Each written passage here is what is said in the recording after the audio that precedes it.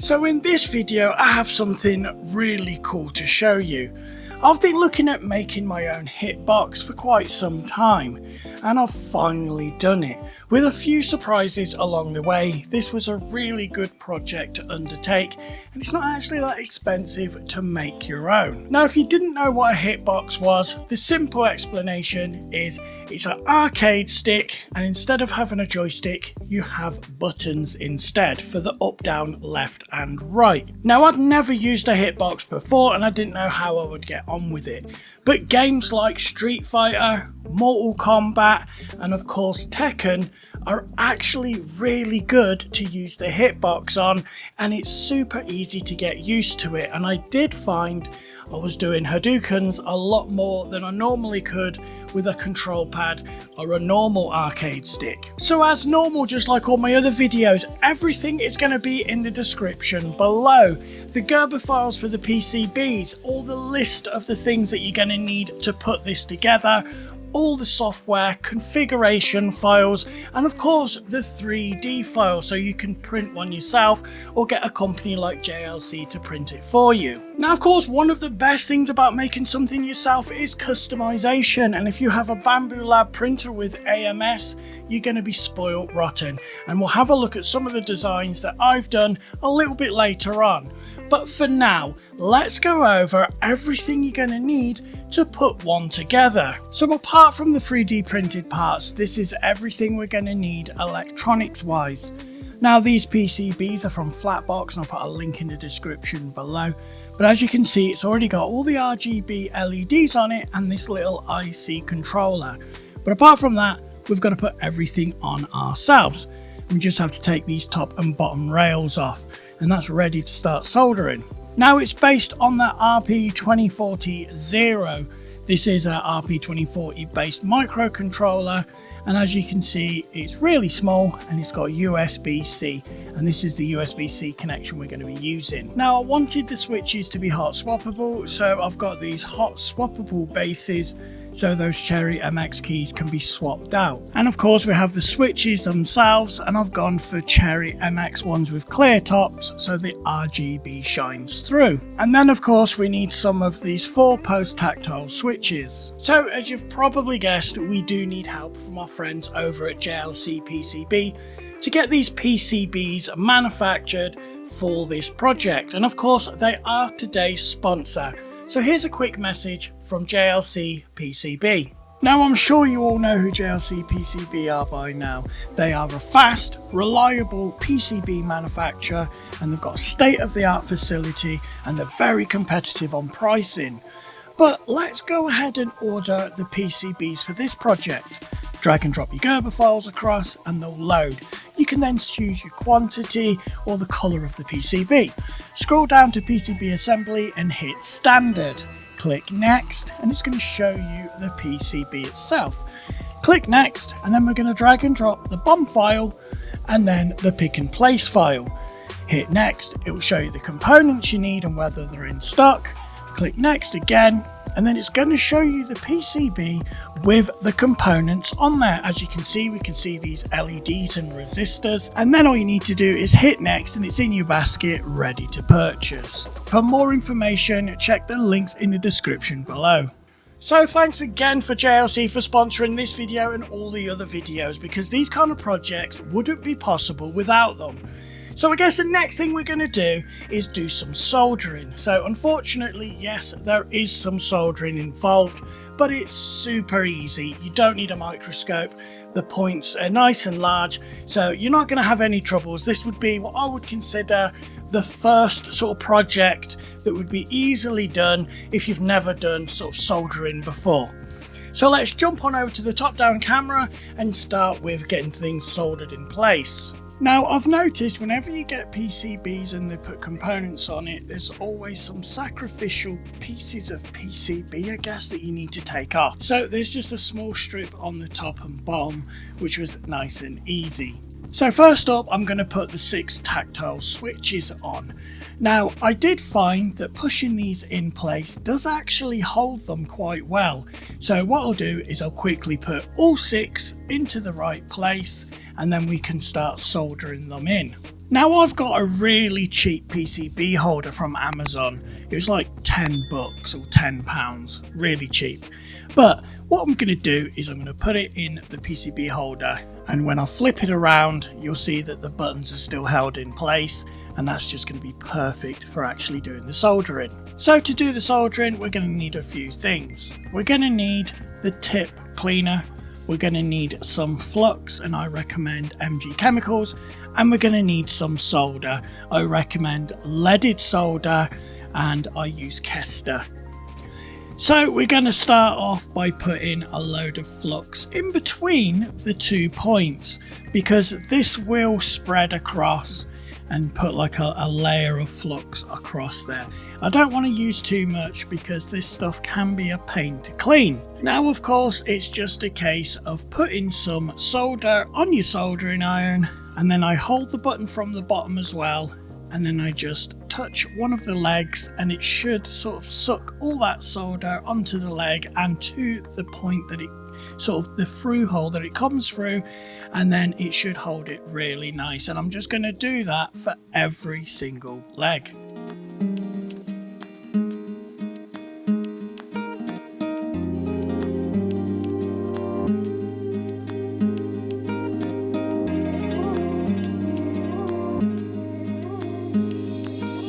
So now we've got all that done, it's time to draw our attention to the Cherry MX switches, and of course those back plates that will make it hot swappable.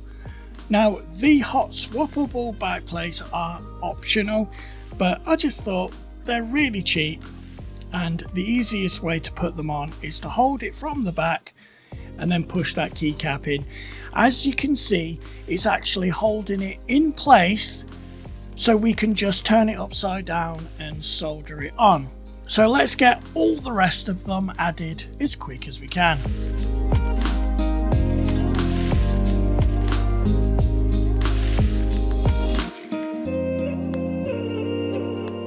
So now we've got all the switches installed and the back plates, let's go ahead and solder them in place. Now of course the switches will be removable, but the part that won't be removable will be the actual back hot swap plate itself.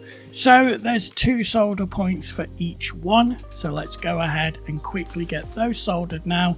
There's no trick to this, it's just a case of fluxing it up and then putting a load of solder on there.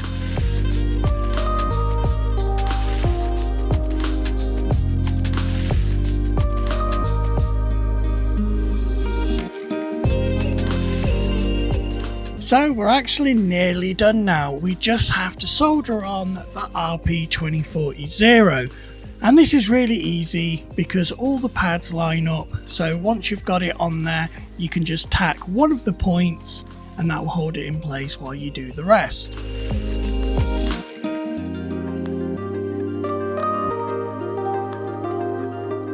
Now one important step that you always have to do, and you have to clean the board with isopropyl alcohol. Get rid of all that residual flux, and I don't care if your flux says no clean flux, it doesn't actually mean you don't have to clean it. Trust me, clean it, because corrosion will happen and it will just ruin your board. So I've just got a paint can, you know, the rattle cans that you get for paint. I've just took the top off one of those, filled it with isopropyl alcohol, got my son's toothbrush, and then started cleaning away at the board. Just remember to put the toothbrush back before he gets home from college, so he doesn't know that you've used his toothbrush, and then everything is happy days. So anyway, I'm just going to give the board a really good scrub and a really good clean. And you can also check your joints at this time as well, and just get rid of any sort of residual flux or contaminants. So now we've got everything cleaned off, the board is looking like new, and if we take a closer look, all the components are in place. Now there's only 2 things left to do. We need to program the RP2040 with the software, and then of course we need to put it in the 3D printed shell. So now we've got the board completed, whether you've gone with the one with RGB or the one without. Now, the next thing we need to do is get that RP2040 programmed so it knows what its job is. So we're going to jump on over to the PC to do that, but to keep it simple, all you do is you plug it into the PC by holding the boot button. It will show up as a mass storage device. Drag and drop that UF2 file across and you're done.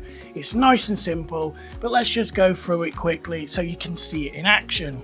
So as I said, this part's nice and simple.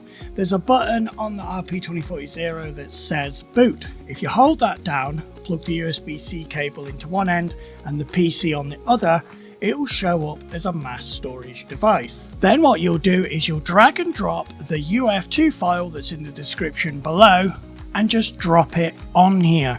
What it will do is it will transfer it, it'll install it, and then it will turn the RP2040 off, so the window should disappear. And then all you need to do is reset it, so just unplug it and then plug it back in, and if all's gone right, you should see the LED lights light up. So this is, for all intents and purposes, this is all programmed now and ready to use.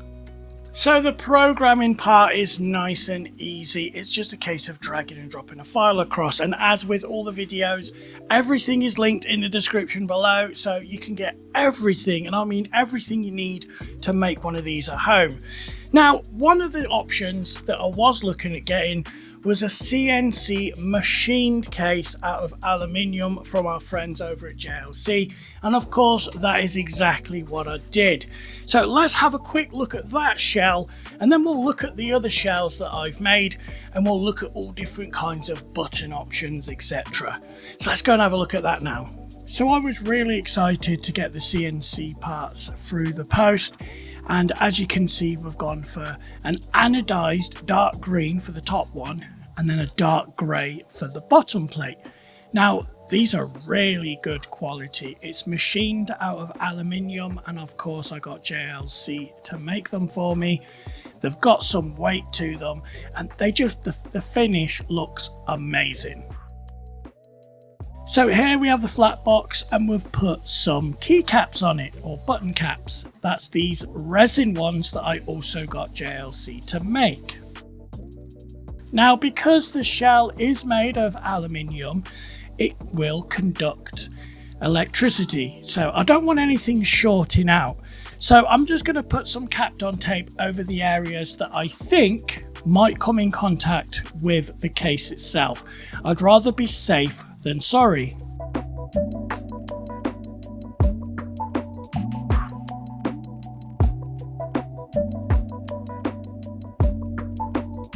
Now this may be excessive and you might not need to use any at all, but I just wanted to make sure that nothing's going to go wrong when I put it back together. Because if something shorts out in the wrong way, it could fry the RP2040, and then I'd have to take it off and put another one on there. They're not expensive, but it's the hassle of having to do all that. So now it's time to put the shell on, and there's 7 screws on the bottom. Now what I actually did, because it's CNC'd and I didn't have any holes or screws tapped into it, I just used the screws myself. And sort of, because it's aluminium and the screws are steel, it's aluminium softer. So just by putting the screws in, it was quite tight to get them in there. But once I put the screws in once, and then I could take all the screws back out, it did cut threads in there. So now I can put it back together, and it's not going to be as hard to put back together. So let's quickly fast forward through this part as well. So here we are, it's all put together and it's looking absolutely amazing. I couldn't have wished for it to come out any better. Now let's get that USB cable, plug it in, and let's see it all light up. And there we go. Let's turn the light off so you can see the RGB a little bit better. But there we go, we can see all those LEDs shining through. It's got loads of different patterns and customization, have all the buttons the same color, different colors. When you push the button, it will go a different color. I think I've got it set to purple at the moment, but you can change that to anything you want. Now, one thing I do want you to check is to see how much the CNC one weighs compared to the others. So a normal one 3D printed, you're looking at 223 grams, but the CNC one is actually coming in at 513 grams, so quite a bit more. So here we have a plain black 3D printed one, so the top case and the bottom case is plain black. Now, one of the difficulties that I came across while doing this project is I couldn't see how to change the RGB, so I had to do some digging. But you see those two top buttons, top left even, if you hold those two down and then push the other buttons, we're going to be able to change the brightness, the pattern, the colours. So everything can be controlled by the 8 buttons on the right hand side. And as you can see, when you push the button, it changes colour. And then we can do all different sorts of patterns, fade-in effects, or you could just have it on one colour and of course turn it off. Now of course plain black is fine if you're into that, and obviously you can print with all different coloured filaments, but what's the point of having a Bambu Lab printer with AMS if you can't customise it? So here we have one that I've made for a friend of mine, and it's got Darth Vader's face on it, some stripes, and then it says Dark Side along the bottom. The buttons have the up, down, left, right arrows, A, B, X, Y, R1, R2 and L1 and L2 in red, and it does have RGB as well. Now the filament that I used for the white for the button caps, that's actually a little bit translucent, so you will be able to see the light sort of shine through them. Not as much as obviously the transparent buttons or the resin buttons, but you're still going to see them light up and it still looks really cool. Now I do understand that RGB isn't for everyone and they actually quite hate it. So I used one of the non-RGB boards and made this one, which is kind of an alien gaming sort of theme to it. Now, as you can see, we've used the AMS, we've got the logo, we've got pink, purple and white. And this looks really good. It's nice, it's clean, it has no RGB, and there's just so many possibilities with an AMS system. Let's have a look at some of the other ones I've done. Now, I've got some filament that's classed as bronze, but it looks more copper to me. And I've tested it out by putting these copper stripes, if you like, on the black one. And it just looks really cool, adds a new sort of depth to the design. This one, again, it's got Alien Gaming on it and it looks like paint splatter. Now, unfortunately, I use a 0.4 nozzle when I should have used a 0.2 to get more detail. But as you can see, they all look pretty decent. So we've got a few hitbox designs done, got 3 in total. We've got that CNC machined one, we've got the Alien Gaming themed one, and of course I've made one for a good friend of mine, which is Dark Side, and we've done obviously the Dark Side of Star Wars. That one looks really cool. Now of course this customization has to be done with a Bambu Lab with AMS. There is other printers with AMSs, but this is the one that I've got, so that's the one I'm showing. And of course, they are going to be on Maker World. So if you want one of the customized ones that I've done, I'll stick them on Maker World. Link will be in the description below. But enough waffling on. We've made them now. Let's play some games.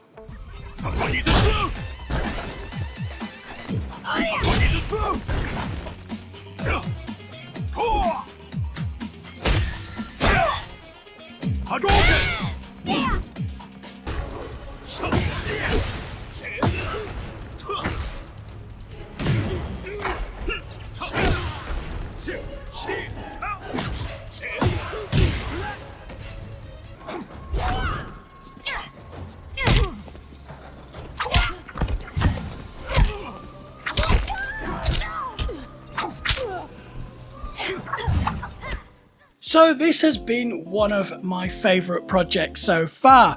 It's relatively easy to make and put together. There's not much that can really go wrong, and there's no coding or programming. It's just a case of dragging and dropping the file across.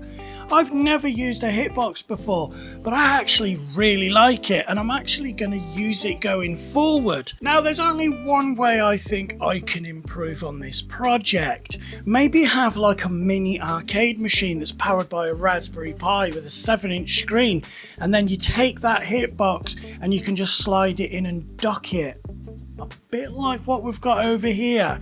But anyway, that's for another video. That's going to be finished really soon, and that is just going to be the icing on the cake with this hitbox. Being able to use it on your desk, on your PC, etc., and then docking it into a mini arcade cabinet, which is just going to be absolutely amazing. Now, of course, you know what I'm going to say. Now, if you don't want to miss that video or any future videos coming up, you need to like, subscribe, and then don't forget to hit that bell icon so you don't miss any future uploads, because I've got some crazy ideas coming real soon, and that thing was built from scratch. So that's about it for this video. I'm JP, and as always, I'll catch you in the next one.